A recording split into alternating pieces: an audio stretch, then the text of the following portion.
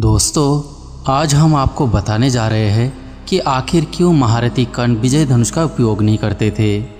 विजय धनुष धारण करने के कारण ही कर्ण को विजयधारी कहा जाता था। विजय धनुष एक ऐसा शक्तिशाली धनुष था जिसके होते हुए महारथी कर्ण को तीनों लोकों में कोई भी योद्धा परास्त नहीं कर सकता था। यह धनुष सभी प्रकार के दिव्यास्त्रों जैसे ब्रह्मास्त्र, भार्गवास्त्र, रौद्रास्त्र, शांभवास्त्र का प्रयोग करने और उन अस्त्रों की भीषण शक्ति को वहन करने का सामर्थ्य रखता था। साधारण धनुष से कोई भी योद्धा किसी भी प्रकार के दिव्यास्त्र का प्रयोग नहीं कर सकता था। इसीलिए अर्जुन हमेशा अपने साथ गांडीव धनुष को रखते थे। परंतु इसके विपरीत महारथी कर्ण ने अपने पूरे जीवन में केवल एक ही बार अपने विजय धनुष का उपयोग किया था और बाकी समय उनके पास केवल एक साधारण धनुष रहता था। तो अब बात ये आती है कि इतने शक्तिशाली धनुष होते हुए भी उन्होंने हमेशा साधारण धनुष का प्रयोग क्यों किया था। यह जानने के लिए वीडियो को अंत तक ज़रूर देखें और अगर चैनल में नए हैं तो सब्सक्राइब करें और बेल आइकन को भी प्रेस कर दीजिए ताकि इसी तरह के वीडियो की नोटिफिकेशन आपको प्राप्त हो सके। दोस्तों, क्या आपको पता है कि कर्ण और अर्जुन के अंतिम युद्ध में महारथी कर्ण ने अर्जुन के गांडीव धनुष की प्रत्यंचा को एक नहीं, दो नहीं, पूरे 11 बार काट दी थी। लेकिन इसके विपरीत अर्जुन विजय धनुष की प्रत्यंचा कभी काट पाया हो, इसका उल्लेख पूरे महाभारत ग्रंथ में कहीं भी नहीं मिलता।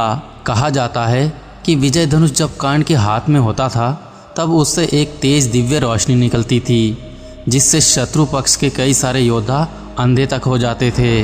धनुष की प्रत्यंचा से इतनी गर्जना होती थी कि दुश्मनों की रूह तक कांप उठती थी। विजय धनुष देते समय भगवान परशुराम जी कर्ण को कहते हैं, यह धनुष जब तक तुम्हारे हाथ में होगा तब तक त्रिदेवों को छोड़कर तीनों लोकों में कोई भी योद्धा तुम्हें परास्त नहीं कर सकेगा।